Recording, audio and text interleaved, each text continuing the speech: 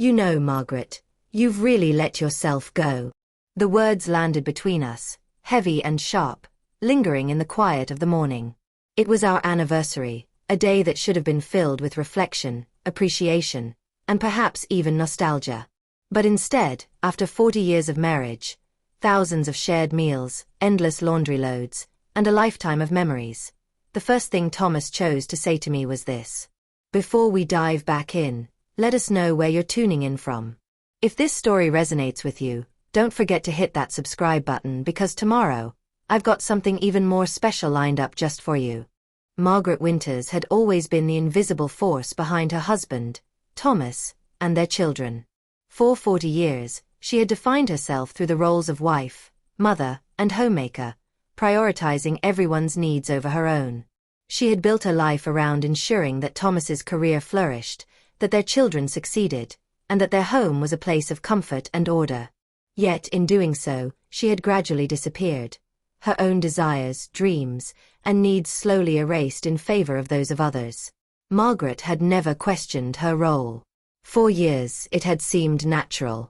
It was what women did, wasn't it? They supported their families, quietly, selflessly, and without complaint. She was good at it. She had mastered the art of invisibility, blending into the background, her desires never quite spoken aloud, her sense of self quietly smothered under layers of responsibility. But something shifted one morning. It was their anniversary, and Thomas had made a comment, casual offhand, but it struck Margaret like a knife to the heart. He had told her she had let herself go. It wasn't just about the words.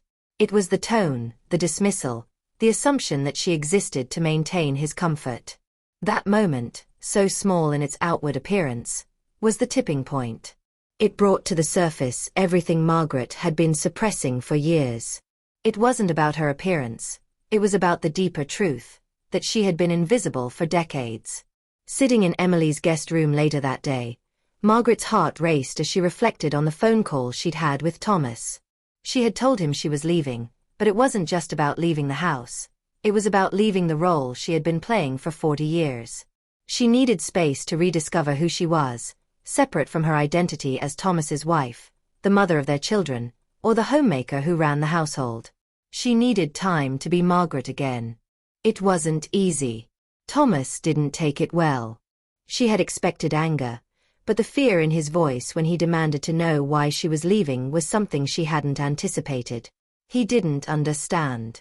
And perhaps, more painfully, he didn't want to. Margaret wasn't sure how to explain to him, to anyone really, that she wasn't unhappy because of one comment or one moment. The problem ran deeper than that. It was the cumulative effect of years of being a secondary character in her own life. After hanging up, Margaret sat on the edge of the bed in Emily's guest room, her emotions swirling in confusion and fear. The exhilaration of speaking her truth was mingled with an unsettling anxiety. She didn't know what would happen next, but she couldn't go back to being the invisible woman who had long since disappeared beneath the weight of everyone else's needs. That night, Emily, her daughter, had surprised her with an observation. Margaret had always thought of herself as a good mother, always there, always supportive. But Emily's words cut through the illusion that Margaret had created for herself. "You know, Mom," Emily said, "this is the longest conversation we've ever had about you." Margaret blinked in surprise as she continued to chop vegetables, trying to understand. Emily was always so precise, so in control. "I don't think I ever asked what you wanted," Emily said softly, her words quiet but pointed. "And you never volunteered it." Margaret realized then that Emily had been right. How many years had she spent navigating her life with the single purpose of making sure everyone else was happy?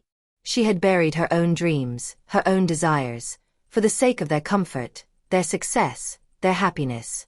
She had never thought to ask for anything in return. Her daughter's words echoed in her mind long after they had finished dinner. Margaret had never allowed herself to imagine that her identity could be something separate from her family's. She had never realized just how much of herself she had given up to become a good wife, a good mother. But now, in Emily's eyes, she saw a reflection of what she had become, the woman who existed solely for others. The realization was profound. Emily wasn't just talking about her role as a mother, but about a version of Margaret that had been hidden for decades. The woman who had dreams, ambitions, and desires that were no longer just about serving others.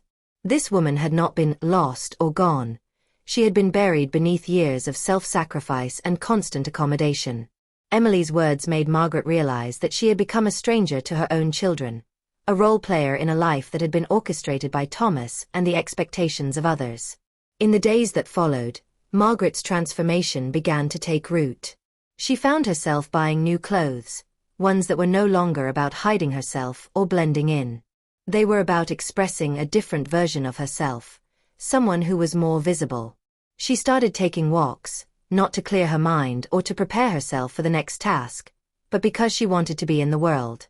She even began researching art history again, something she had always been passionate about but had given up when her life became a constant cycle of pleasing others. The small steps she took were just the beginning, but they were enough to ignite something deep within her. Daniel, her son, texted her the next day, the first message she'd received from him since leaving Connecticut. "Mom, what's going on?" his text read. "Dad says you're having some kind of breakdown." The words stung more than she cared to admit. The assumption that she was mentally unstable, rather than simply dissatisfied with the way her life had unfolded, was familiar. Had she raised him to believe that women couldn't have autonomy over their own lives? That their desires were irrelevant? A few seconds later, a second text arrived from Daniel. "Are you okay? Do you need anything?" The small expression of concern softened her initial sting. She smiled, her heart swelling with emotion. She typed back, "I'm fine, sweetheart. Not a breakdown, a breakthrough. I'll explain when I see you." Daniel's reply came swiftly, "I'm coming to Boston this weekend. Let's talk then." Margaret hadn't expected this, but maybe she should have. Daniel had always been protective of her, even though he often mirrored Thomas's self-absorbed behavior. The thought of seeing him both comforted and unnerved her. Would he accept the changes she was making? Would he try to pull her back into her old role? By the time Daniel arrived, Margaret had already begun to embrace the idea of change. Emily's support and insight had opened her eyes, and the realization that she needed to stop being invisible had become a driving force. Margaret had spoken to Thomas honestly, but now, seeing Daniel face to face, she was ready to confront the new version of herself. Would her son be able to see the woman she was becoming, or would he insist on keeping his mother in the box she had been placed in all those years ago? As they sat in the living room of Emily's apartment, the dynamic was different. For once, Margaret wasn't rushing around preparing food or making sure everyone was comfortable. She was simply there, with Emily by her side, drinking coffee and engaging in a real conversation. Daniel, still unsure of what was happening, asked the questions that had been swirling in his mind. "What's going on with you, Mom?" he asked. "Dad says you walked out on him." "I needed some time to think," Margaret replied calmly, surprising even herself with how composed she sounded. "After 40 years, I'd say I'm entitled to that." Daniel looked confused. "But you and Dad always seemed fine." Margaret met his gaze. "Of course, we seemed fine. I made sure of it. But Daniel, your father and I have been living parallel lives for a long time. He does his thing, I do mine, and I facilitate. I exist to make his life comfortable, but I don't exist as a full partner. Not in the way I should." The silence that followed spoke volumes. Daniel, unable to process what his mother had just shared, opened his mouth, then closed it again. Emily, always the one to cut through the emotional fog, added, "When was the last time Dad made any sacrifice for Mom's happiness?" Daniel was silent for a long moment, the weight of his mother's words settling over him. Margaret didn't need him to answer. The silence spoke louder than any words could. Margaret could see that Daniel, like Thomas, was struggling to reconcile the new Margaret with the version of her he had always known. "So, what are you saying?" Daniel asked, his voice strained. "You want a divorce?"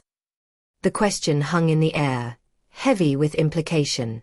Margaret hadn't thought that far ahead. Divorce was a concept she had avoided even considering. But now, as Daniel posed the question, It felt uncomfortably real. "I don't know yet," Margaret said slowly. "What I do know is that I can't go back to being invisible." Daniel seemed torn, caught between his loyalty to his father and his love for his mother. "I just don't want you to make a decision you'll regret," he said quietly. "Family is important." "Yes, it is," Margaret agreed. "Which is why I hope you can try to understand what I'm doing, even if it doesn't make sense to you right now." In the days that followed, Margaret continued to reflect on the course her life was taking. Daniel's concern, Emily's insight, and Thomas's refusal to see her as an equal partner weighed heavily on her. But with each passing day, the new Margaret was emerging more fully, confident and determined to reclaim her autonomy. She knew the road ahead would be difficult, full of uncertainty, difficult conversations, and the possibility that things might never go back to how they were. But for the first time in years, Margaret wasn't afraid. She was ready to step into the light and claim her life, her identity, and her future. Margaret sat alone in Emily's guest room, the silence surrounding her almost deafening. The phone call with Thomas still echoed in her ears, but she had a sense of clarity she hadn't experienced in years. For the first time, she wasn't trying to soothe anyone, especially not Thomas. She wasn't making excuses or covering for his lack of attention to her needs. Instead, she had spoken the truth. She had told him in no uncertain terms that she needed space to figure out who she was. It was liberating and terrifying in equal measure. As the days passed, Margaret immersed herself in the unfamiliar world of freedom. She began to reflect on the woman she had left behind. Margaret Winters, wife, mother, homemaker, had existed in the shadow of everyone else's needs. But the woman sitting now in Emily's guest room, trying to gather the strength to continue, was someone new, someone beginning to remember her own voice. Daniel's visit the following weekend brought both hope and apprehension. She hadn't expected him to come so soon. Emily, ever the perceptive one, had predicted it. "He's protective of you, Mom. Always has been. He doesn't like seeing you unhappy." Margaret had felt a flicker of guilt at the thought of her children being caught in the middle, but Emily's words gave her some comfort. Maybe Daniel would understand. Maybe he wouldn't. Either way, she had to be true to herself. When Daniel arrived, his initial words were tinged with concern. "Mom, what's going on? Dad says you're having some kind of breakdown." The comment stung, not just because of the assumption that Margaret was mentally unstable, but because it reflected how little Thomas had understood her for years. It was easier for Daniel to believe his mother was having a breakdown than to consider that she might be legitimately dissatisfied. Margaret took a deep breath, steadying herself before responding.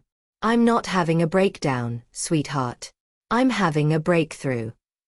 She paused, hoping he would understand. "I'm figuring out who I am, outside of all the roles I've been playing for years." Daniel's brow furrowed in confusion. "But you and Dad always seemed fine. What happened?" She had to pause, and for a moment, it felt as if the weight of her truth would crush her. She had spent so many years making everything seem fine, being fine, but she couldn't hide it anymore. "We weren't fine, Daniel. Not really. I've been living a life in service to everyone else. I've been invisible, and I can't do that anymore." Daniel didn't say anything at first, but his eyes were wide, almost disbelieving. Margaret felt a pang of sadness, thinking about all the years she had kept the truth hidden. Had she been so good at masking it that even her children couldn't see her pain? "What are you saying, Mom? You want a divorce?" The word hung between them, heavy and uncertain. Margaret hadn't allowed herself to consider that yet. The idea of divorce seemed final, a permanent rupture. And yet, in the pit of her stomach, she knew she couldn't keep going as things were. "I don't know yet," she said honestly. "What I do know is that I can't go back to being invisible. Not for you, not for Dad, not for anyone." Daniel seemed to wrestle with her words, caught between his loyalty to his father and his concern for her. But Margaret wasn't asking him to choose sides.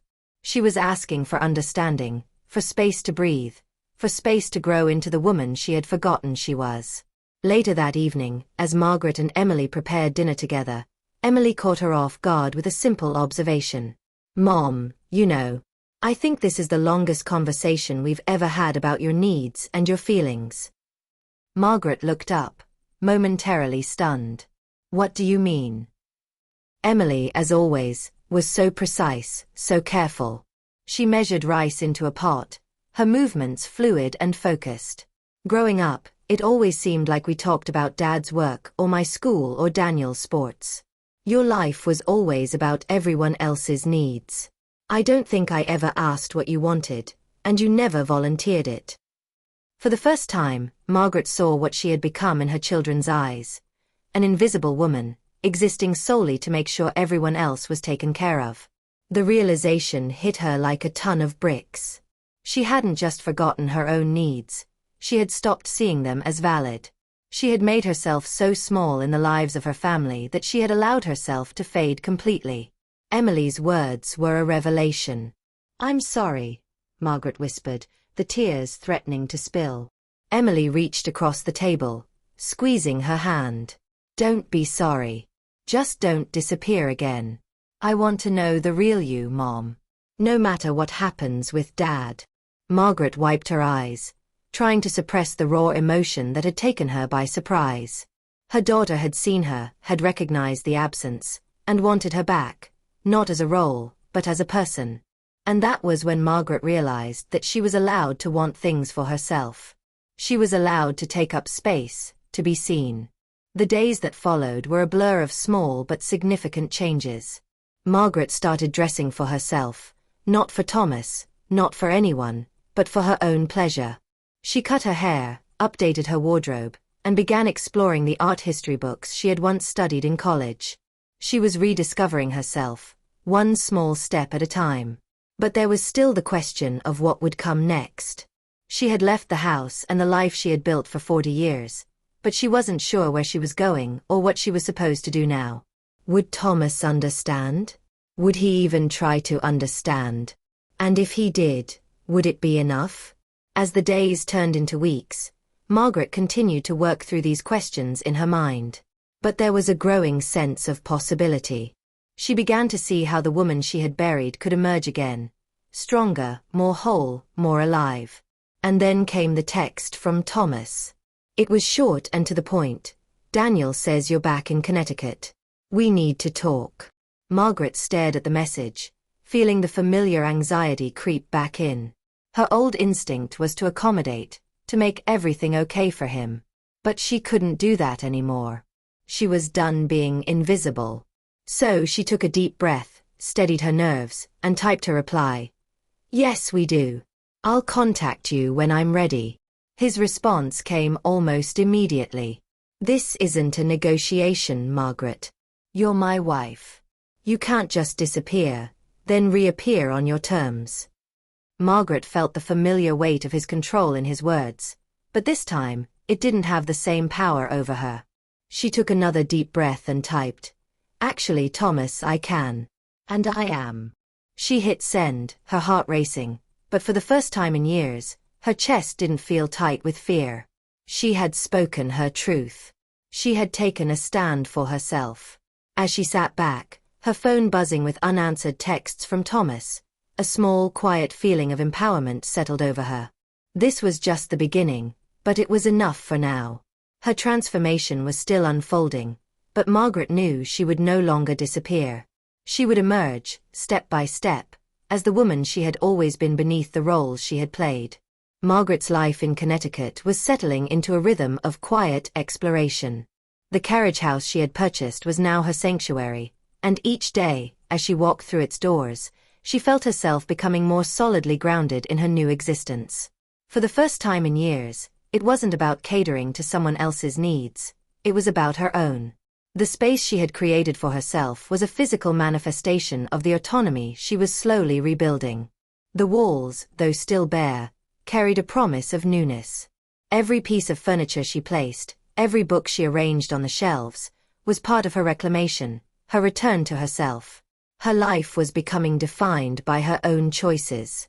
But with the comfort of solitude came a complex mix of emotions. Thomas's presence still loomed large, despite the space she had created for herself. They had been married for 40 years, and even with the therapy and their recent progress, the foundation of their relationship was still fragile. There was a distance between them now, one she had never anticipated. It was strange. Some days, she longed for the intimacy they had once shared, the easy closeness of their early years. Other days, she was more sure than ever that their marriage had been built on an unbalanced dynamic, where her needs had always taken a back seat. As autumn progressed, Margaret grew more comfortable in her new routine.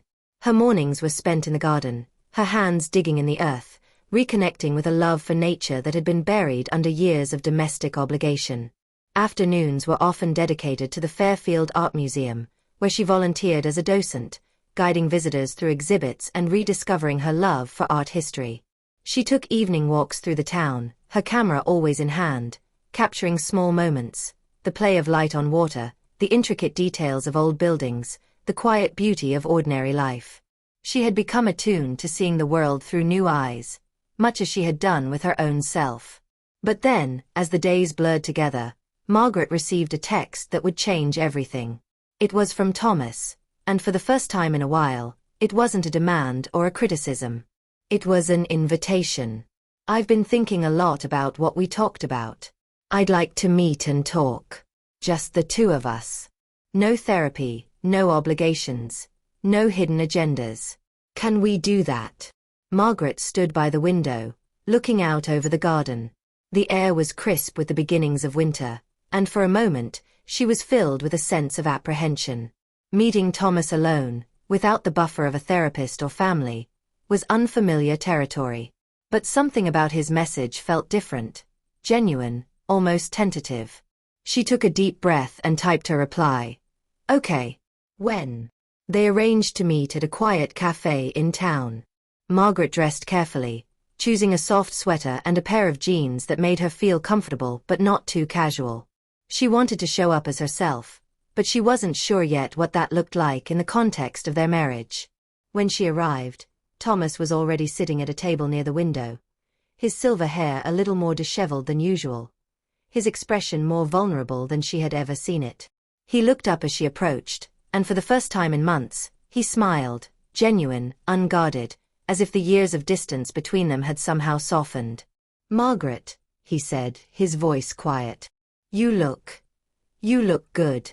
The compliment caught her off guard, not because it was out of character, but because it was an acknowledgement of her transformation, both external and internal.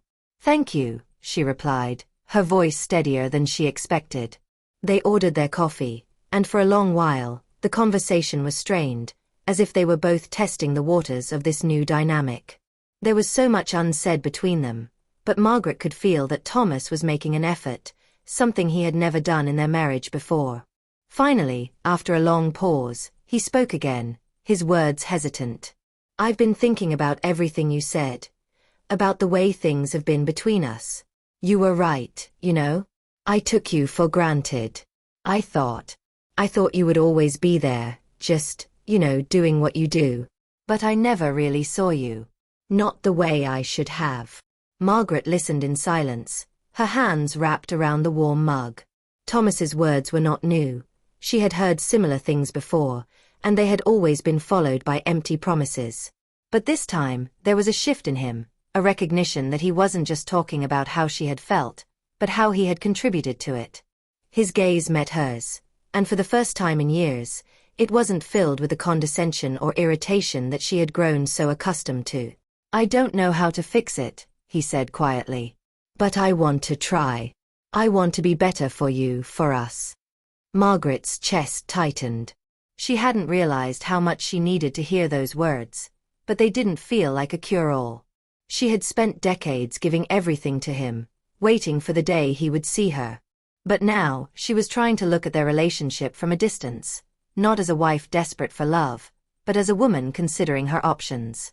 "I'm not sure I can just go back to how things were," Margaret replied softly. "I've spent too many years losing myself, and I can't pretend that everything will be fine just because we say it is." Thomas nodded, his expression unreadable. "I know. But maybe we can figure it out. Maybe we can start fresh, rebuild. Not the way we were, but something new. Something better. It was the kind of sentiment Margaret had been longing for, but the question remained. Could they really rebuild? Could they create something new? Or was the foundation of their marriage too cracked to support any future growth? The uncertainty hung in the air between them. I don't know, she said honestly. I really don't. But I'm willing to try. For me. For us. But it has to be different this time. No more roles. No more expectations. Just us. Two people, figuring it out. Thomas reached across the table, his hand trembling slightly as he touched hers. I'm willing to do whatever it takes, he said, his voice thick with emotion.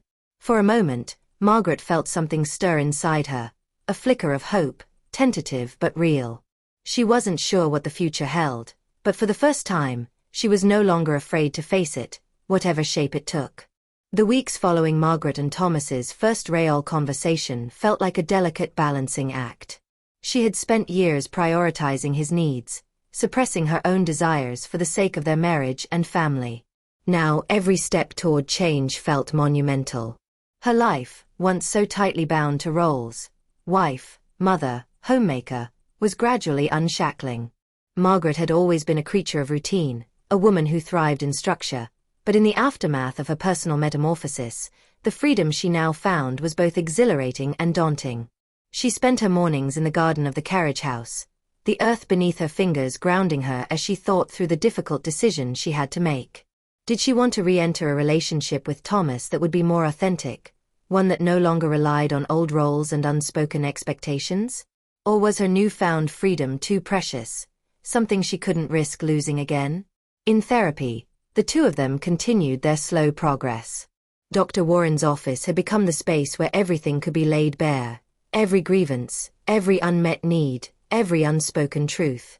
Margaret was amazed at how she had never been able to articulate her feelings with Thomas before. Not in this way. With the therapist's gentle guidance, Thomas was beginning to hear her in ways he never had before. Still, there were days when he seemed to retreat into old patterns, like when he tried to fix her problems instead of simply listening. Their weekly sessions often left Margaret exhausted, but she knew they were necessary. Thomas, too, was doing the work. He seemed willing genuinely, but the years of ingrained habits didn't just fade. Sometimes, in the quiet after therapy, they would sit together, both of them unsure of what to say next. The silence was different now, though. It wasn't charged with tension, but with something more uncertain. Possibilities, questions. As the leaves turned in Fairfield, Margaret found herself growing more comfortable in her new life. Her docent work at the museum had become a source of deep fulfillment.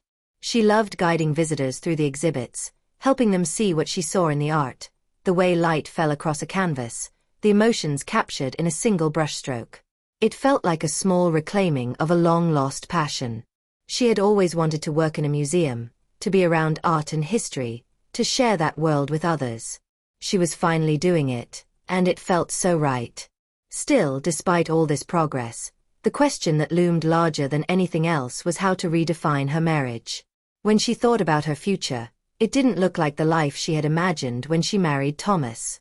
One evening, as autumn deepened, Margaret sat in her small study, reviewing her notes from the photography class she'd taken. Her camera, an instrument of newfound freedom, sat on the table beside her.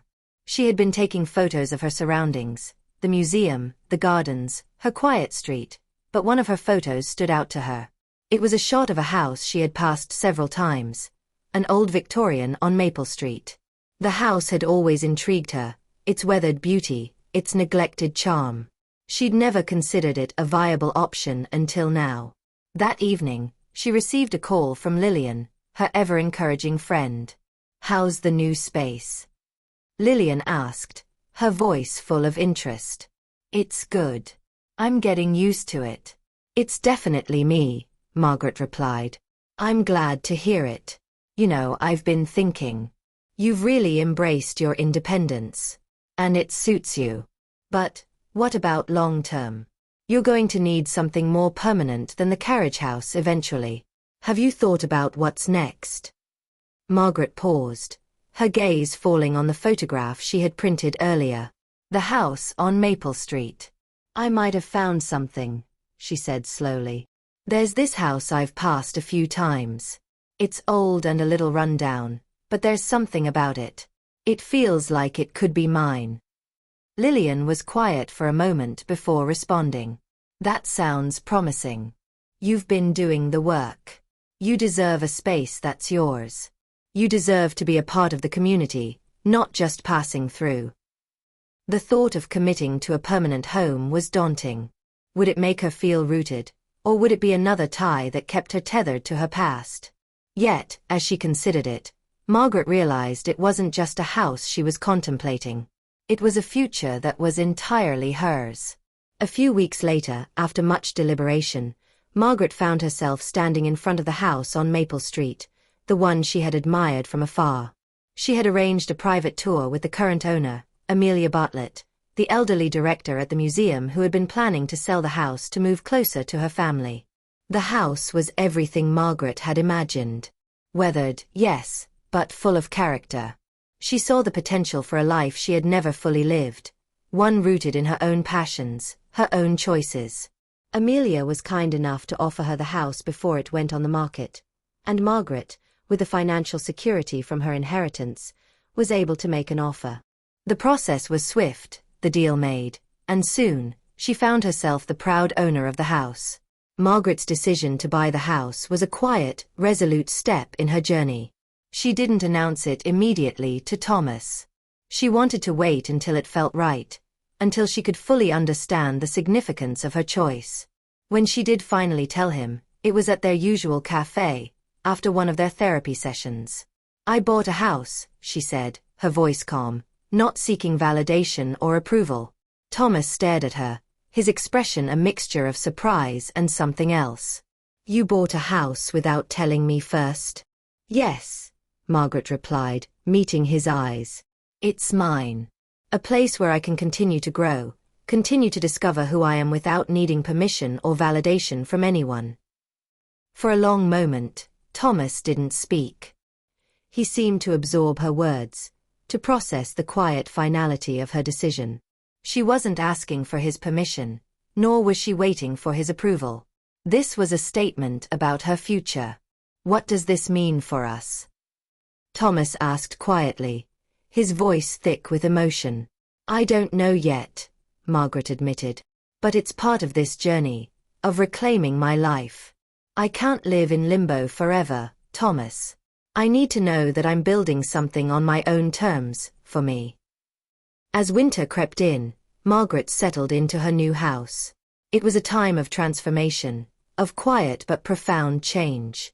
She continued her work at the museum, led photography classes, and nurtured the garden that had become a sanctuary. She hadn't fully figured out what her relationship with Thomas would look like, but she knew she couldn't return to who she was before, not for anyone.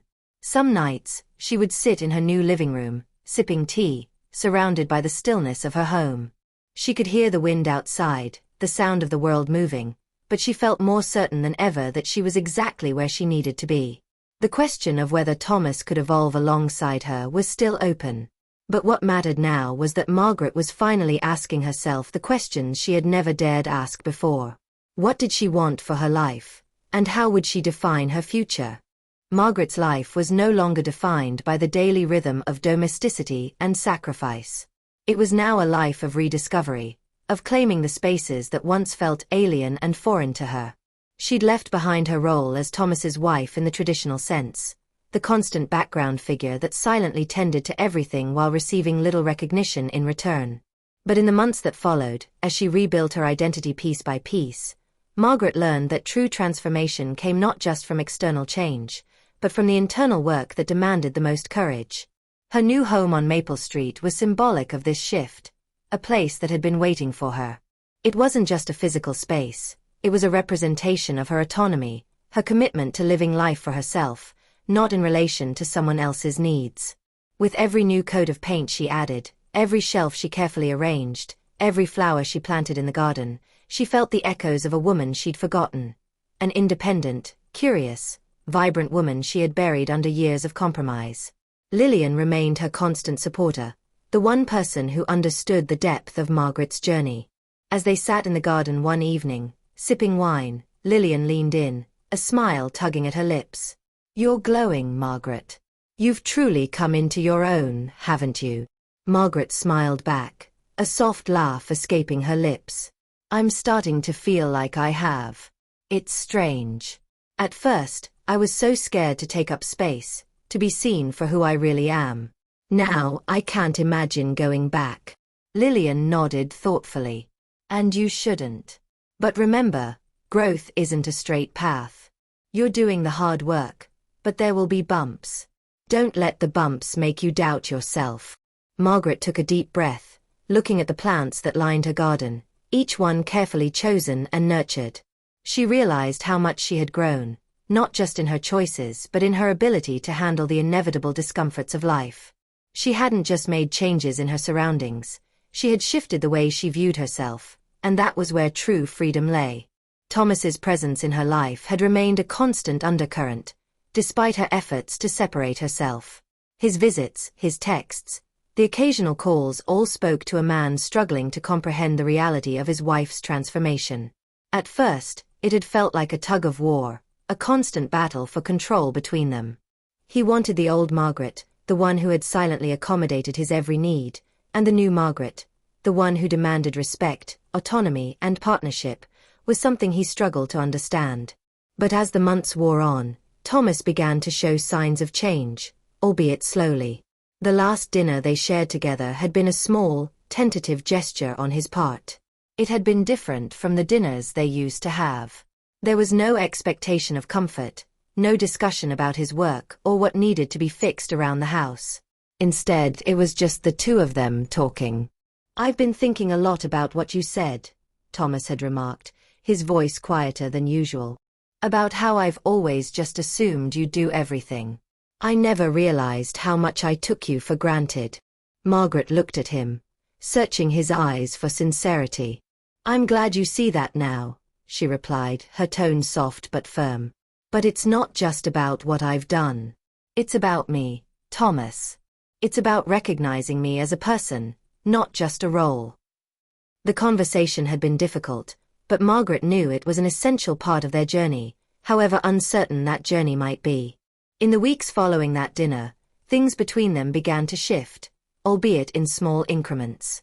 They continued their therapy sessions, sometimes making real progress, sometimes faltering. But Margaret had learned something important. Change, true change, was not a quick fix. It was a process, one that required patience, reflection, and most of all, the willingness to be uncomfortable. One afternoon, as the winter chills set in, Thomas called her. The voice on the other end of the phone was hesitant but sincere. "I was thinking," he began, "maybe we could take a trip to Italy. You've always wanted to go." The suggestion, so simple yet so thoughtful, caught Margaret off guard. Italy. It was a dream she had let go of years ago, relegated to the back of her mind when practicality took precedence over passion. The idea of going now, as who she was becoming, free, independent, felt both exciting and terrifying. "Why Italy?" she asked, her curiosity piqued. Thomas paused for a moment before answering. "Because it matters to you. You've always talked about seeing the art, about walking through Florence, Venice. I want to give you that, Margaret. And maybe we can find something new in this. Not just for you, but for us." The unexpected sincerity in his words left Margaret silent for a moment. She had never imagined that Thomas could offer her something so deeply connected to who she was, not to what he needed her to be.